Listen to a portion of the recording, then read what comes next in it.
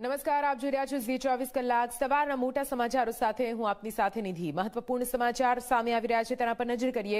ફેબ્રુઆરીના પ્રથમ સપ્તાહમાં માવઠાની આગાહી કરવામાં આવી છે। જી હા, હવામાન નિષ્ણાંત પરેશ ગોસ્વામીએ મોટી આગાહી કરતા માવઠું આવવાની શક્યતા વ્યક્ત કરી છે। રાજ્યના અનેક વિસ્તારોમાં કમોસમી વરસાદ પડી શકે છે। વેસ્ટર્ન ડિસ્ટર્બન્સ રાજ્ય પર સક્રિય થયું છે, તેના કારણે રાજ્યમાં માવઠું કમોસમી વરસાદ પડી શકે। 3 થી 5મી ફેબ્રુઆરી દરમિયાન માવઠાની આગાહી કરવામાં આવી છે। તો આપને જણાવી દઈએ, ઠંડીની શરૂઆત જો કે તેવામાં ફરી એકવાર કમોસમી વરસાદ ખેડૂતોની મજા બગાડી શકે છે, કેમ કે ફેબ્રુઆરીના પ્રથમ સપ્તાહમાં જ માવઠું આવશે તેવી આગાહી હવામાન નિષ્ણાંત દ્વારા કરવામાં આવી।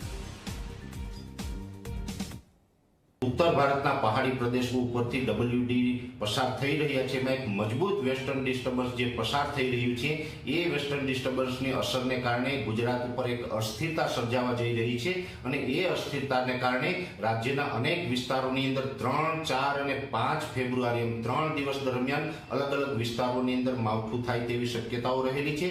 જો કે આ માવઠાની સૌથી વધુ તીવ્રતા છે એ સૌરાષ્ટ્ર, મધ્ય ગુજરાત અને ઉત્તર ગુજરાતના ભાગોની અંદર જોવા મળે તેવી શક્યતા હાલ દેખાઈ રહી છે।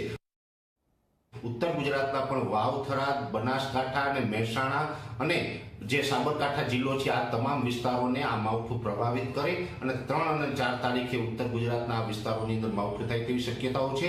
મધ્ય ગુજરાતમાં પણ ગાંધીનગર, અમદાવાદ જેવા વિસ્તારોની અંદર 3 અથવા તો 4 તારીખે એકદમ છૂટાછવાયા સામાન્ય ઝાપટા પડી શકે। આણંદ, નડિયાદ, ખેડા અને જે બરોડા વિસ્તાર છે આ તમામ વિસ્તારની અંદર પણ 4 તારીખે મધ્યમથી ભારે ઝાપટા પડે તેવી શક્યતા હાલ દેખાઈ રહી છે। સૌરાષ્ટ્રની અંદર પણ જે દ્વારકા, જામનગર, મોરબી, સુરેન્દ્રનગર, બોટાદ, ભાવનગર અને એ સાથે રાજકોટ, જૂનાગઢ જેવા વિસ્તારની અંદર પણ 3 અને 4 તારીખે મધ્યમથી સામાન્ય ઝાપટા પડે તેવી શક્યતાઓ છે।